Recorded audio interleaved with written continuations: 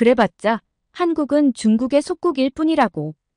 여기 미국의 대학 강의실에서 한 중국인 학생이 분하다는 표정으로 고래고래 소리를 지르고 있는데요. 대체 무슨 일 때문에 이 학생은 이렇게 화가 난 걸까요?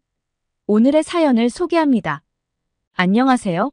시카고 대학교의 국가안보학과 교수로 재직 중인 린다라고 해요.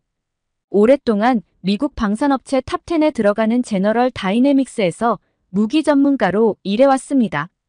오랜 경력을 바탕으로 교수로 임명되어 학생들과 방산업의 미래와 국가 안보에 관한 수업을 진행하고 있어요. 방위산업은 국가의 방위를 위해 군사적으로 소요되는 물자를 생산하거나 개발하는 산업으로 일반적으로는 국방력 형성에 있어 중요한 산업의 총칭입니다. 최근 방위산업이 더욱 주목받고 있는 이유는 우크라이나와 러시아 전쟁이 계기가 되었죠. 서유럽 국가에 비해서 부유하지 않고 러시아와 국경을 직접적으로 맞대고 있는 동유럽 국가들은 최근 상대적으로 저렴하고 성능이 좋은 한국 무기에 큰 관심을 보이고 있는데요. 이런 세계 정세의 변화와 한국의 무기가 떠오르는 이유에 대해서 학생들과 토론하는 시간을 가지게 되었어요. 특히 얼마 전 한국에서 있었던 제76주년 국군의 날 기념행사에 등장했던 현무5는 주변국들의 엄청난 반응을 이끌어냈죠. 요즘 문화 콘텐츠와 한국의 음식, 한글 열풍 등 한국이 전 세계에 관심을 받고 있는 가운데 방위산업에서도 한국의 위치가 중요해지고 있습니다. 다음 수업 주제를 학생들에게 이렇게 언지하고 자료를 준비해서 토론을 준비해보라고 하였죠. 학생들은 초롱초롱한 눈빛으로 굉장히 재밌는 반응을 보였습니다. 한국에 대해 할 말이 많은 것처럼 보였죠. 강의가 시작되던 날 아침, 중국인 학생인 장홍이 저를 찾아왔어요. 장홍, 어쩐 일이니? 무슨 일 때문에 날 찾아온 거야? 교수님, 오늘 교수님이 과제로 내주신 주제에 대해서 드릴 말씀이 있어요. 그게 뭔데?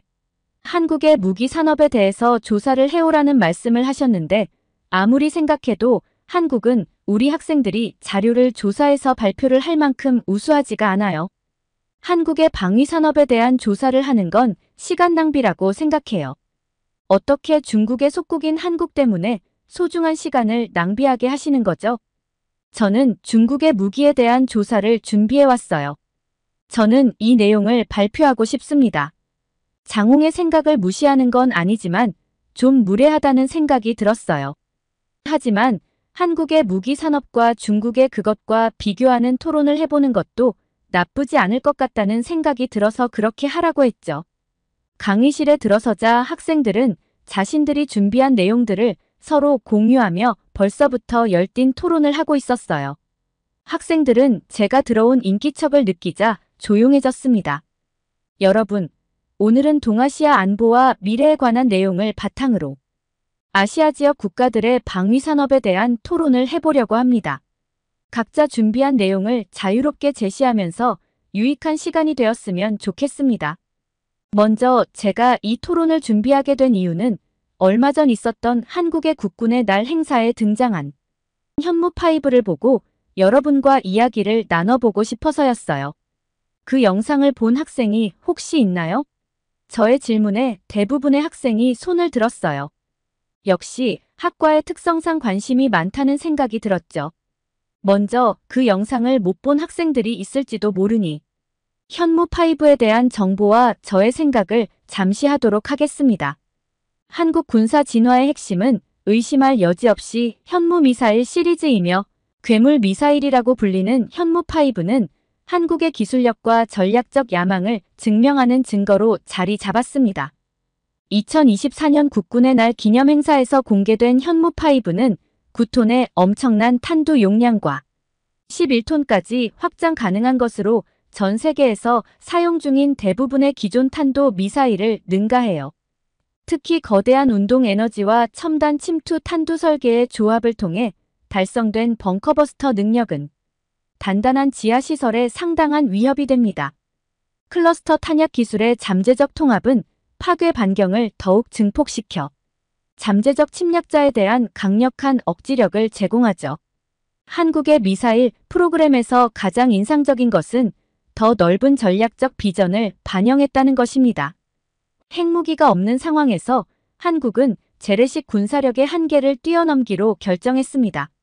살보스에서 발사될 때 전술 핵무기의 파괴 능력에 근접할 것이라는 소문이 돌고 있는 현무6의 개발은 이러한 철학을 강조하는 것이기도 해요. 이는 전통적인 억지력 개념에 도전하고 전쟁과 군비 통제의 미래에 대한 중요한 의문을 제기하는 대담한 접근 방식입니다. 주목할 점은 한국의 패권과 북한의 상대적 군사력 쇠퇴는 극명한 대조를 이룬다는 것입니다. 2024년까지 한국은 세계에서 5번째로 큰 군사력을 보유할 것으로 예상되는 반면 북한은 36위로 하락했죠. 중국의 관점에서 볼 때 한국이 강하면 한반도의 안정화 세력이 되어 북한의 예측할 수 없는 행동과 관련된 변동성을 줄일 수 있습니다. 그러나 한국 미사일의 사거리가 길어지면 중국 영토 깊숙이 있는 목표물을 타격할 수 있는 새로운 전략적 과제가 발생할 수 있어요. 이로 인해 중국은 이 지역에서 군사적 태세와 외교적 접근 방식을 재평가해야 할 수도 있습니다. 저의 이야기를 듣고 있던 장홍은 손을 들고 저의 말에 반박했습니다. 교수님, 한국의 현무5에 대한 정보는 사실이 아닙니다. 한국은 그렇게 대단한 무기를 만들어낼 만한 기술도 자본도 없어요. 우리는 한국의 거짓 방송에 속고 있는 거라고요. 이런 말까지 하고 싶지 않았지만 한국과 중국의 무기를 비교한 자료를 말씀드리려고 합니다. 한국에서 내세우는 육군의 주력 자주포인 K9은 기동성이라고 알려져 있어요. 독일제 엔진을 사용해 고기동성을 확보했지만 중국의 PLG-5가 훨씬 우수한 성능을 가진 자주포죠. PLG는 사우디아라비아에 수출된 바가 있고 사정거리가 50km이기 때문에 40km 사정거리인 K9보다 더 우수하다는 것이 증명되었습니다. 중국은 스텔스, 드론, 미사일, 신형 전차와 장갑차 등 이미 몇 년 전부터 최신의 기술을 탑재한 무기들이 쏟아져 나오고 있어요. 일일이 나열하기 힘들 정도로 많은 종류의 우수한 무기를 보유하고 있죠. 장홍의 발표가 끝나기도 전에 폴란드 학생인 앤드류가 손을 번쩍 들었습니다. 그는 우리 학과에서 매우 우수한 성적의 소유자입니다. 준비를 많이 해온 듯한 비장한 표정의 앤드류를 모든 학생이 주시했어요. 최근 급증한 한국의 무기 수출의 배경은 우크라이나와 러시아의 전쟁이라고 할 수 있어요. 각종 대포와 포탄을 대거 지원해온 미국과 서방국들은 자국 군수 산업이 바닥난 무기 재고를 채울 여력이 없었습니다. 한국이 직접 우크라이나에 무기를 공급한 건 아니지만 미국과 동맹국들의 재고를 채우는데 도움을 주었죠. 특히 성능 대비 낮은 가격으로 공급했다는 것이 주시할 만한 점입니다. 한국의 한화그룹은 한국이 이스라엘과 튀르키예와 함께 주요 무기 수출국으로 성장하는 과정을 함께 해왔습니다. 한국의 무기 수출은 전 세계 시장 점유율이 2.4% 수준으로 중국, 러시아, 프랑스, 독일과 함께 전차와 대포 10대 수출국이 되었죠. 특히 저의 나라 폴란드는 지난해 미국으로부터 500대의 M14이 고기동 다연장 로켓을 구매하려고 했었습니다. 그러나 최종적으로 한국의 한화그룹이 생산하는 천무 로켓 288대 구매 계약을 체결했어요. 미국의 납기가 지연되는데 따른 결정이었죠. 한국은 기술 이전과 수입국 생산 공장 건설을 지원하는데 매우 적극적인 모습을 보입니다. 루마니아와 영국도 K9 자주포를 구매할 계획이며 호주는 레드백 보병 전투 차량 129대를 생산하는 협력사로 독일 라인메탈사가 아닌 한화를 선정하기도 하였죠. 특히 2023년 9월 초 유럽에서 세 번째로 큰 폴란드의 국제 방산 전시회에 한국은 주도국으로 참여해 많은 국가의 주목을 받았으며 K방산에 대한 기대감은 더 커지고 있습니다. 세계 정세와 안보 위협이 한국으로 하여금 중동 및 유럽국들에 대한 대규모 방산 수출국으로 만들었어요. 스톡홀름 국제평화연구소의 선임연구원은 한국이 앞으로 몇 년 안에 5위의 무기 수출국이 될 것이라고 전망하기도 했습니다. 듣고 있던 장홍은 빨리 자신이 발표할 기회를 달라는 듯 저의 눈을 마주치며 손을 번쩍 들었습니다. 발언권을 얻은 그는 약간은 흥분된 목소리로 말을 이어나갔어요. 당장은 한국이 무기 수출국으로 성장하는 것처럼 보일지 모르지만 그건 일시적인 현상일 뿐이에요. 금방 자본이 바닥날 거고 세계 5위의 무기 수출국이 된다는 건 그들의 희망이겠죠. 먹고 살기도 힘든 나라가 어떻게 그런 업적을 이뤄낼 수가 있겠어요? 여러분들은 한국에 가보지 않아서 잘 모르겠지만 한국은 여전히 거지가 득실거리고 직장인의 평균 월급이 30만 원도 안 되는 가난하고 힘없는 나라예요. 외국인이 지나가면 돈 달라고 달려드는 나라라고요. 생활 수준이 우리 중국과 비교할 수 없을 정도로 엄청 떨어져 있죠. 한국의 드라마에 나오는 모습도 모두 거짓이고 한국의 문화는 중국을 따라한 것들 투성입니다. 장홍이 한국을 비하하는 내용을 말하자 강의실은 순간 웅성거리는 소리로 가득 찼어요. 한국을 가보지 못한 학생들은 한국이 진짜 그렇게 못 사는 나라냐며 서로 묻는 모습들이었어요. 하지만 장홍의 지어낸 어이없는 소설 같은 거짓말이 들통나는 데는 긴 시간이 걸리지 않았습니다.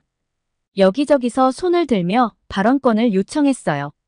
저의 선택을 받은 크리스탈은 장홍을 바라보며 물었어요. 진짜 한국에 가본 것이 맞나요? 한국의 어디를 방문한 거죠? 제가 한국에 갔을 때는 그런 모습은 찾아볼 수가 없었거든요. 장홍은 뭐가 찔리는지 혼잣말로 얼버무리며 정확한 답을 내놓지 못했습니다. 크리스탈은 말을 이어나갔어요. 저는 친한 친구가 한국으로 교환학생을 가게 돼서 그 친구 때문에 작년에 한국을 방문한 적이 있어요. 여기 혹시 한국을 가본 학생들이 있나요? 여러 명의 학생들이 손을 들었어요. 강의실에는 한국을 다녀온 학생들이 제법 많았습니다. 한국을 가본 친구들은 다 알겠지만 제가 처음 한국에 방문했을 때 굉장히 놀랐던 기억이 납니다. 저는 미국이 세계에서 가장 살기 좋은 나라라고 자부했던 사람이었어요. 하지만 한국의 모습을 보고 그게 틀렸다는 걸 알게 되었죠. 한국에 대한 이야기를 하자면 끝도 없지만 제가 경험한 것들을 간단하게 말씀드려 볼게요. 단언컨대 한국의 지하철은 세계 최고라고 말할 수가 있어요. 범죄의 온상이 되는 미국의 지하철과는 너무나 다른 모습이었죠.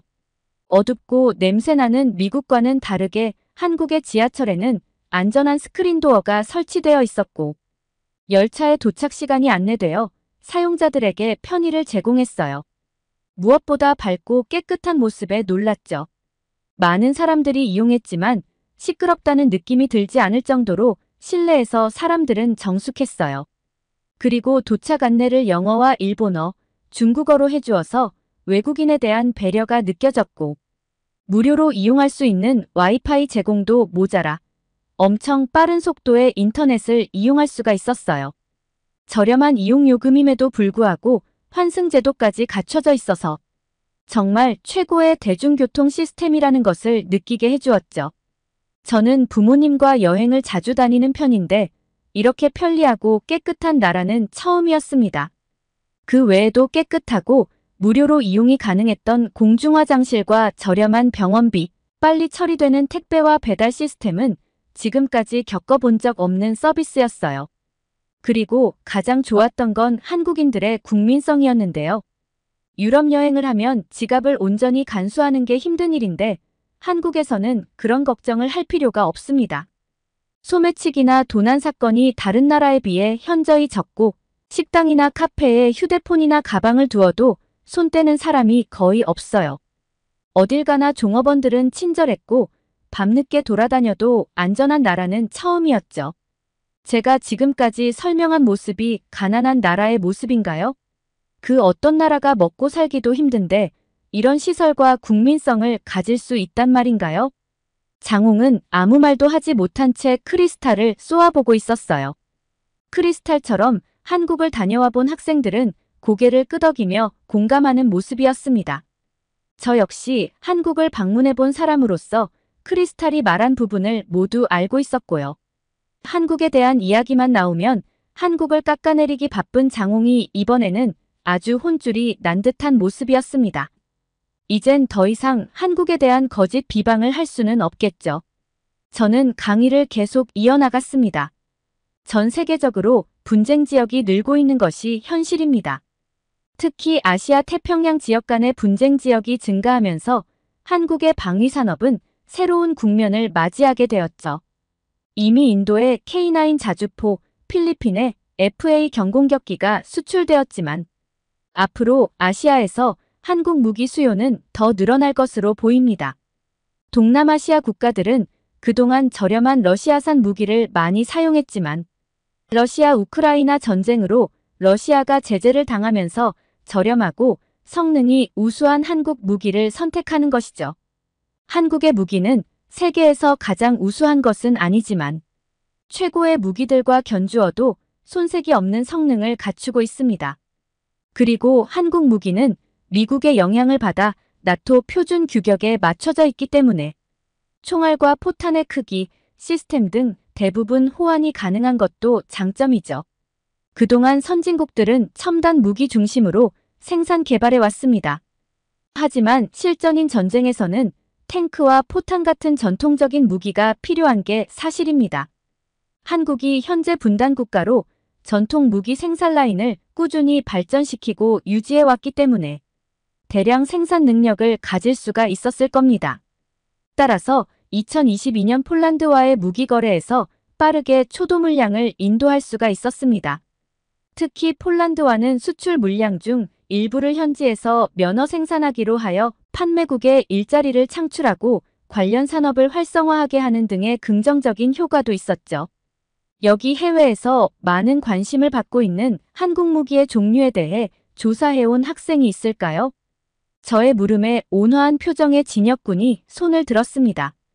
진혁은 예전 저와 진로에 관한 면담 시간을 가진 경험이 있던 학생으로 군사 로봇 전문가가 꾸민 아주 똑똑한 학생입니다. 한국의 무기에 대해서 오히려 더 잘 알고 있는 학생이었죠. 제가 한국인에 대한 좋은 선입견이 생기게 한 장본인이기도 합니다. 그는 예의가 바른 청년이었고 늘 다른 학생들의 모범이 되는 면모를 보여줬었습니다. 특히나 교수님들께 허리를 숙여 인사를 하는 모습은 굉장히 인상적이었어요. 그런 인사를 받을 때면 존중받고 있다는 느낌이 들더라고요. 그는 조사한 자료를 발표하기 시작했습니다.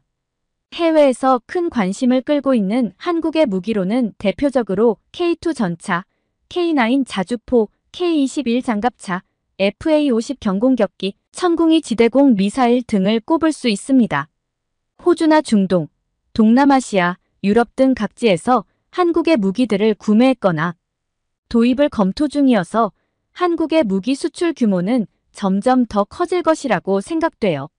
세계적 갈등 상황으로 국가 간의 안보 위협과 군비 지출 증가는 한국의 방산 시장에 새로운 기회가 되고 있어요. K방산이 장홍의 말처럼 일회성이 아니냐는 지적이 있기도 하지만 한국만큼 좋은 품질의 적정한 가격의 무기는 현재로서는 없다고 판단이 됩니다. 더군다나 많은 양의 무기를 빠른 시간 안에 생산해내는 능력을 가진 나라도 없고요. 따라서 한국의 방위 산업의 호재는 오래 유지될 것으로 생각돼요. 반면 중국의 무기 산업에 대한 이야기도 해보려고 합니다. 중국은 연이은 대규모 무기 수출 프로젝트 실패로 고배를 마시기도 했는데요. 태국에 수출하려던 S-26T 위안급 디젤 잠수함의 계약 취소와 시진핑의 적극적인 판촉에 나섰던 JF-17 경전투기도 덴마크 공군의 중고 F-16에 밀려 수출에 실패를 했습니다. 한국의 K9 자주포와 천궁이 방공 미사일에 밀린 것과 함께 중동에서 있었던 단거리 탄도미사일 수주전에서도 한국의 전술지대지 유무기인 KTSSM에 밀리기도 했죠.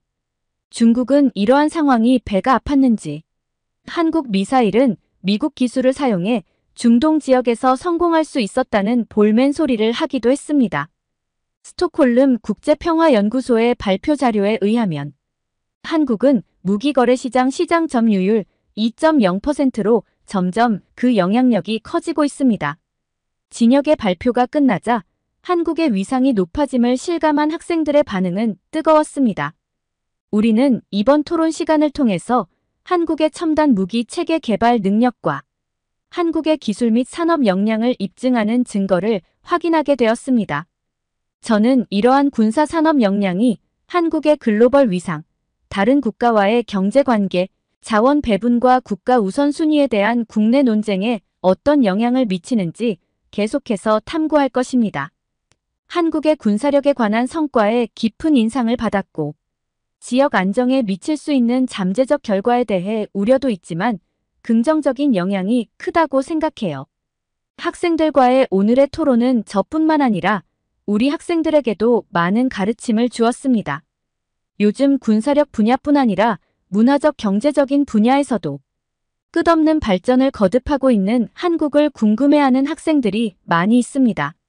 10년 전 한국을 방문했을 때도 많이 놀라웠지만 지금은 훨씬 더 발전했겠죠? 예전 방문했을 때 먹었던 맛있는 등뼈 감자탕이 생각나네요. 다음 방학 때 한국에 가면 꼭 다시 먹어보고 싶어요. 긴 글 읽어주셔서 감사합니다. 오늘 안보학과 교수인 린다 씨의 사연 어떻게 들으셨나요? 이번 국군의 날 행사 때 등장한 현무5의 모습을 보고 저 역시 놀랐던 기억이 있는데요.